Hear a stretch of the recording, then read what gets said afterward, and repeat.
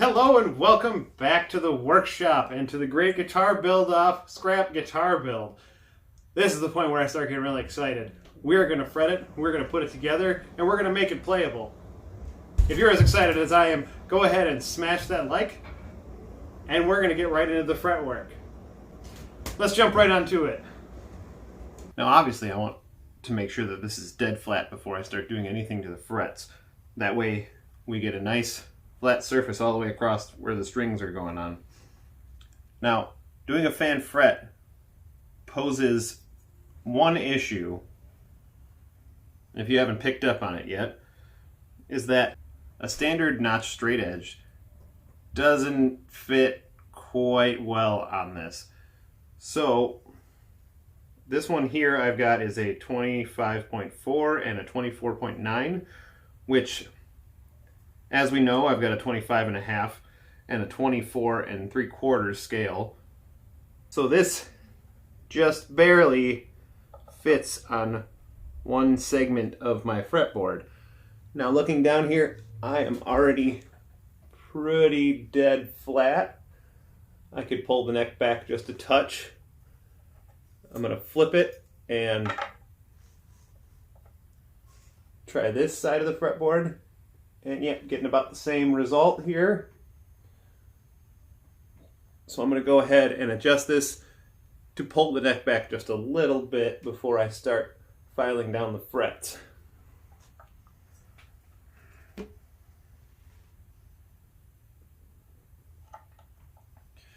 Now this fretboard hasn't been adjusted yet at all, so that truss rod is going to have to take a few turns to get it to tension to be against.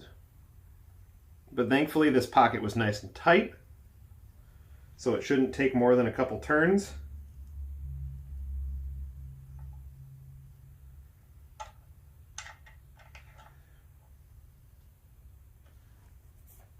Now when I do a truss rod adjustment, I always do a turn at a time and then check where I'm at.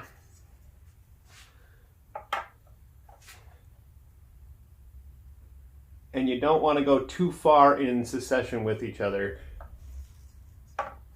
to give the wood some time to rest.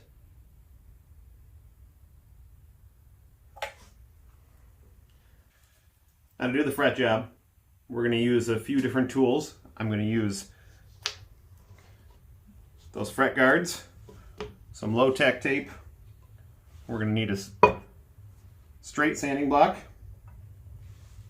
your fret end file, various grits of sandpaper,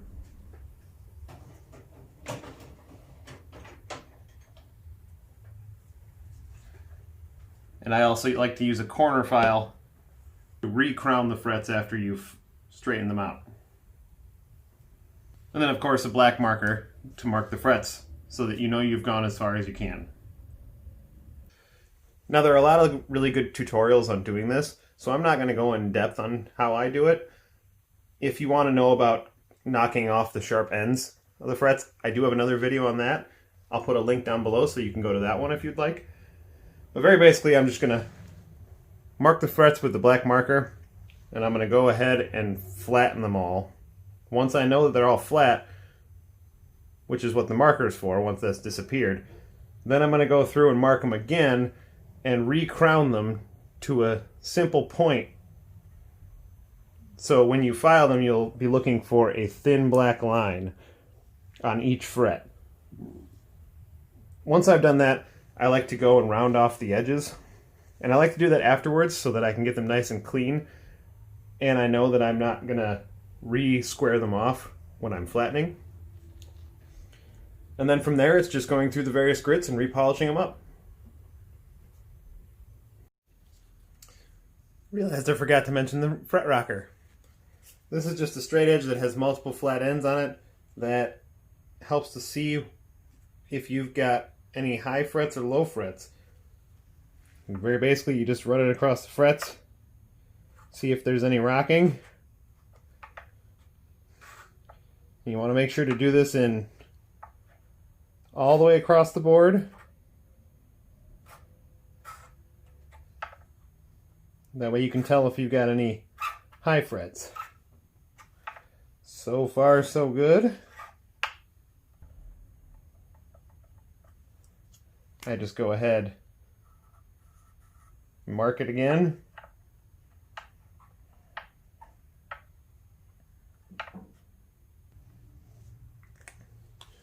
Really only a couple spots, so not too bad. All right, fretwork is done. Re-rolled the fretboard. There's a reason why a fret level and dressing costs so much. It's because you can have the prettiest guitar in the world, but if it doesn't have a good fret job on it, that can really ruin the playing of the instrument. That, and it's tedious and time consuming. I mean, I took this all the way through the grits, starting at about 220, all the way up to 1200, and then some really fine steel wool to polish it up. And then you can also polish it with some jeweler's polish, and that gives it a nice shine. But with all that said, I'm going to go ahead and start making the nut. And I like to make my own nut. This is a piece of bone, so I'm going to get this all shaped up, and I'll show you how I do that. So now that these are level dressed and right where I want them to be, I'm going to go ahead and get the height of where my strings are going to sit, which is going to give me the height of where I can file this down to get down to the right size. You can do that in a couple ways.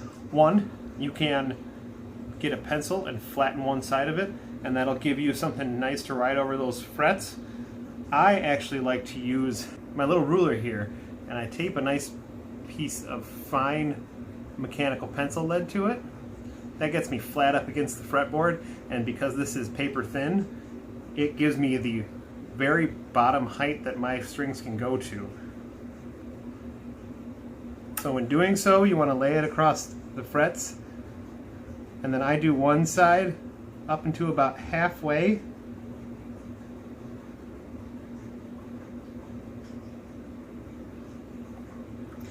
and then I actually flip it over and start from the other side and go the rest of the way.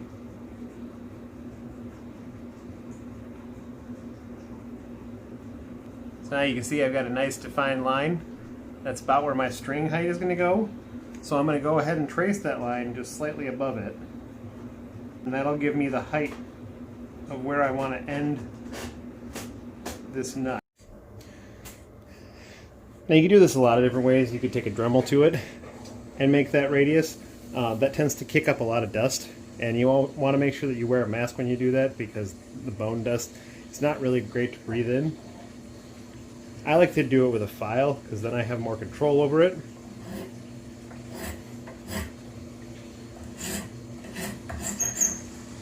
It takes a little longer, but I think that the results in the end are much better.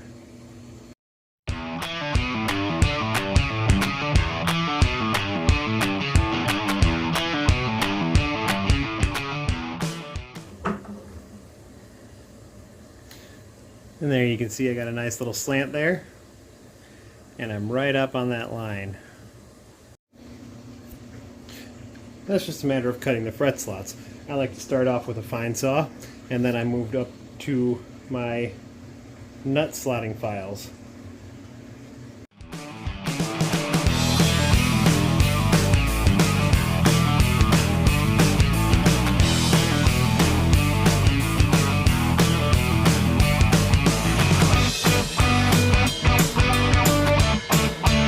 Slotting, I keep those files at the wings, and I like to take them off from the largest to the smallest.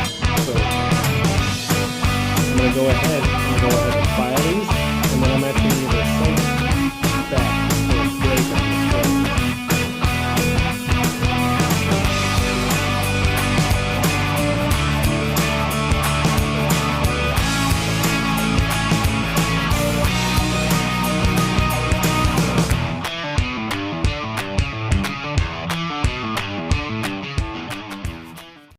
Then we got a nice slot for that first one. I'm going to go ahead and do the rest of them. Alright, and now that we got a nice slotted nut, all that's left is to sand it and polish it up. Alright, I'm very excited to say, now that we've got the nut all set, it's time to put this thing together. So let's get right into it. Now through this, I'm not going to sit and gloat about my wiring. I know enough to get this thing started. I would say my solders could use a little cleaning up, but we'll try and do this as clean as possible, and we'll get it working. So first I'm going to start by putting the ground wire in and putting the bridges on.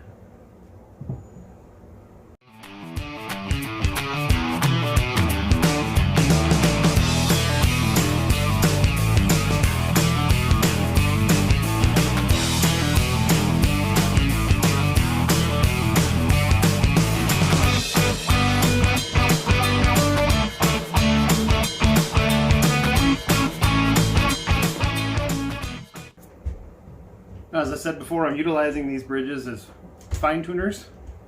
So all the tuning is going to be done at the headstock, and then these will just be to touch it back into place.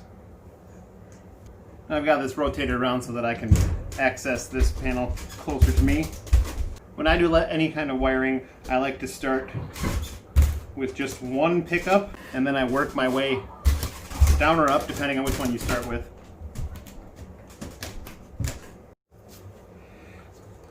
Alright, we got one in, and I already love the look of that. So let's get to working on the wires.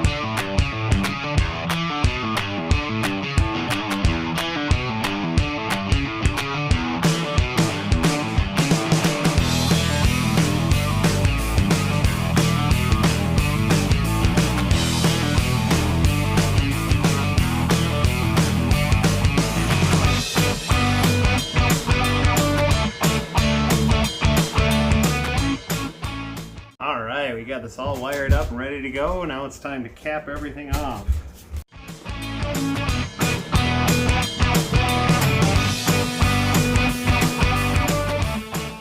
We'll move on to putting the tuners on. First thing I like to do with the tuning keys is I like to get them snugged up on there. Not super tight, tight enough to hold it in place. That way we can mark where all the holes in the back are going to go.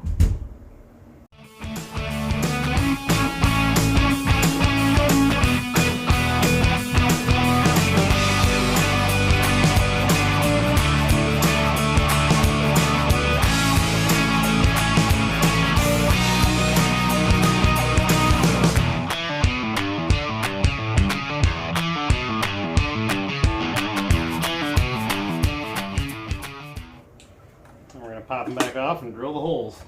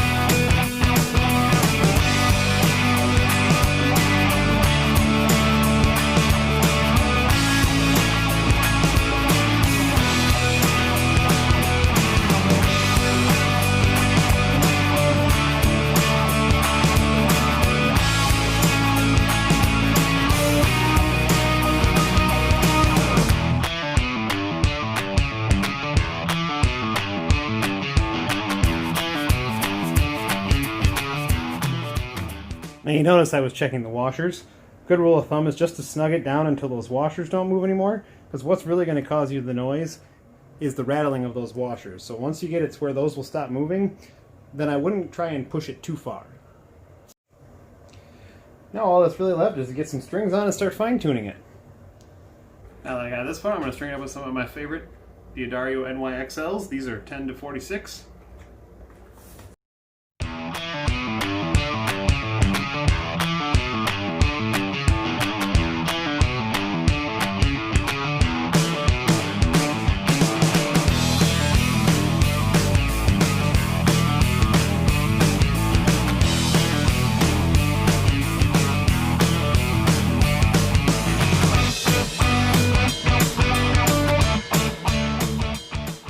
Now, if you already can't tell by this, I've left myself quite a lot of room to shape down this nut. So I'm going to try and get my saddles here down to height. See how much further down I need to go on that nut. All right. Looks like I got a couple of high frets to address, but other than that, she's playing. It is complete.